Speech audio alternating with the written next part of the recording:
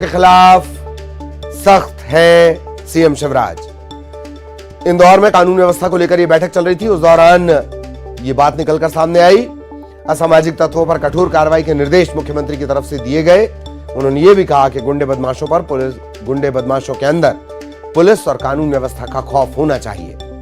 अपराधियों को किसी भी कीमत पर बख्शा नहीं जाए।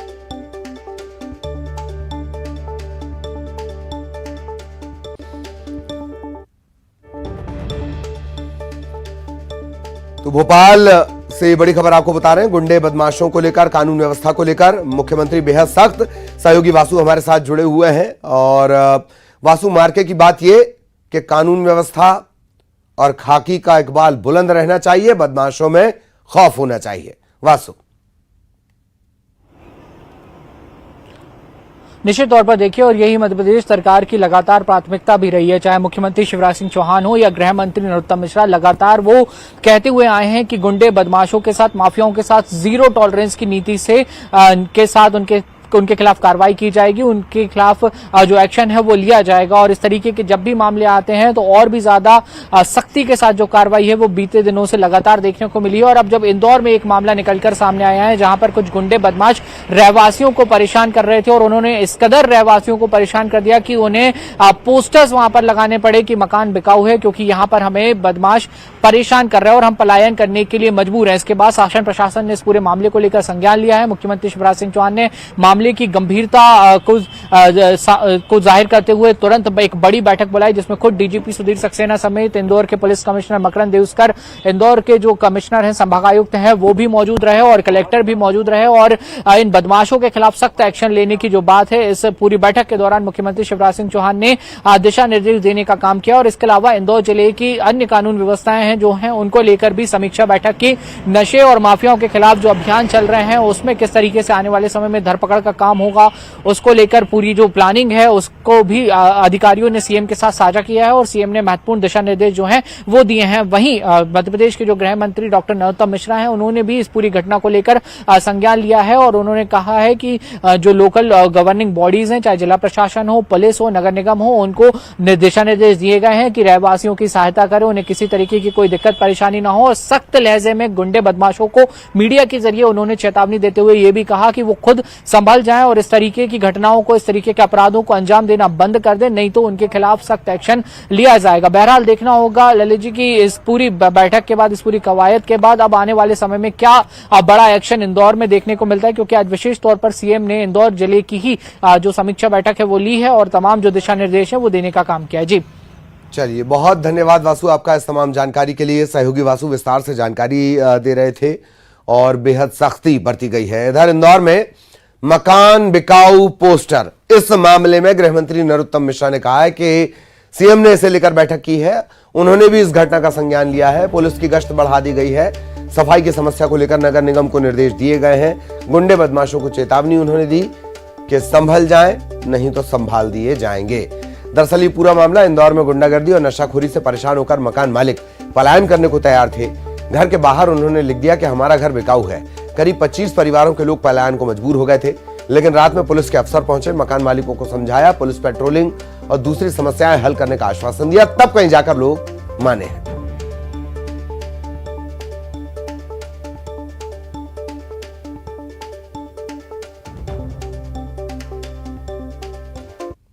जो संज्ञान लिया है उसमें बिल्डर ने अभी कॉलोनी को उन्हें समर्पित नहीं किया है और इस कारण से वहां पर कुछ बदमाशों की जानकारी आई थी। वहां पुलिस की गश्त बढ़ा दी गई है।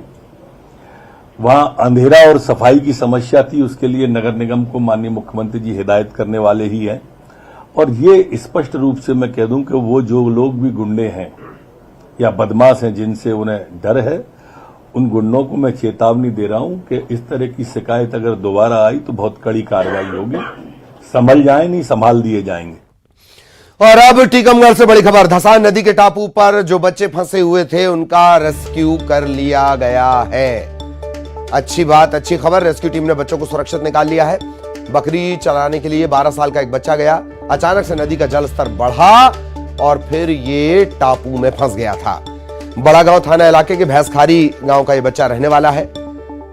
बकरी चराने के लिए गया और तभी अचानक पानी बढ़ गया, नदी का जलस्तर बढ़ गया और तब इसने ऊंची जगह पर जो टापू में तब्दील हो गई वहां पर ये किसी तरह बचकर बैठा रहा। रेस्क्यू टीम को इसकी इत्तला मिली। रेस्क्यू टीम ने इस बच्चे को सुरक्षित निकाल लिया है। 12 साल का ये बच्चा है और अब रेस्क्यू टीम ने इसे सुरक्षित रेस्क्यू कर लिया है। बड़ा गांव थाना इलाके के भैंसवारी गांव का ये बच्चा रहने वाला है, जिसका सुरक्षित रेस्क्यू कर उसे बाहर निकाल लिया गया है। खबर दमोह से, जहां बीना कटनी रेलखंड पर डाउन ट्रैक पर मिट्टी का कटाव हो गया है। भारी बारिश के चलते रेलवे ट्रैक के किनारे की मिट्टी का कटाव हुआ। ऐसी स्थिति में पटरियों पर परिचालन संभव नहीं था, लिहाजा रात में ट्रेन रोक दी गई। इस मार्ग पर तकरीबन 12 यात्री गाड़ी चलती हैं जो प्रभावित हुई हैं। जिले के सलैया स्टेशन का यह मामला है। फिलहाल जो रेलवे विभाग का अमला है वो सुधार कार्य में जुटा हुआ है। इलाके में बारिश हुई है, भारी मात्रा में मिट्टी का कटाव हुआ और इसके चलते ये रेल ट्रैक थोड़ी देर के लिए बाधित हुआ। इधर ग्वालियर के इंदरगंज थाना इलाके में दुकान के सामने बाइक पार्किंग को लेकर दुकानदार और बाइक सवार में विवाद हो गया। विवाद इतना बढ़ा कि दुकानदार ने बाइक खड़े करने वाले युवक और उसके साथ जो महिला थी उनके साथ मारपीट कर दी। इसके बाद मामला इंदरगंज थाना पहुंचा। दुकानदार के खिलाफ कार्रवाई रिपोर्ट करवाई गई है। मारपीट का एक वीडियो भी सामने आया, तेजी से वायरल हो रहा है।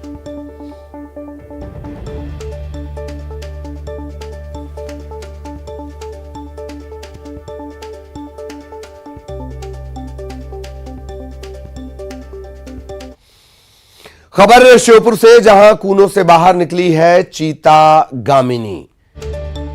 चूंकि रेडियो कॉलर लगा है, लिहाजा मुरेका गांव के पास गामिनी की लोकेशन मिल रही है। वन विभाग की टीम का कहना है कि वो चीते को लगातार ट्रैक कर रहे हैं। वन विभाग ने लोगों से आगाह किया है। चरवाहों को विशेष निर्देश दिए गए हैं कि चीते से दूर रहें।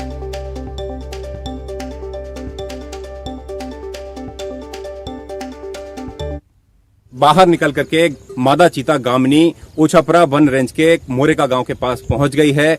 पिछले 2 दिनों से इस इलाके में इसका मूवमेंट है और वन अमला लगातार इस चीते पर नजर बनाए हुए है। वन विभाग की ट्रैकिंग टीम यहां पर लगातार गश्त कर रही है और चीते पर नजर बनाए हुए है ताकि चीते को किसी भी तरह की कोई दिक्कत। और इसी के साथ इस बुलेटिन में इतना ही। खबरें जारी हैं।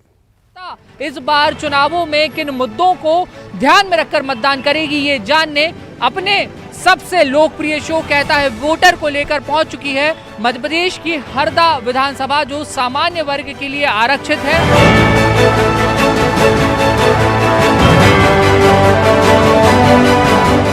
यहाँ का युवा पलायन कर रहा है, अन्य प्रदेशों में, अन्य जिलों में जा रहा है। यहाँ पे युवा के लिए शून्य है। कि अब किराना दुकान वालों को लाइसेंस दे दो, इससे तो क्यों राजस्व नुकसान करे सरकार का।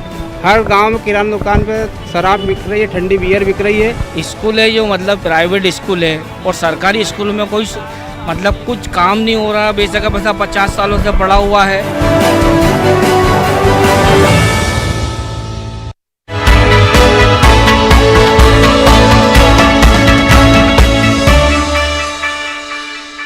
Headlines presented by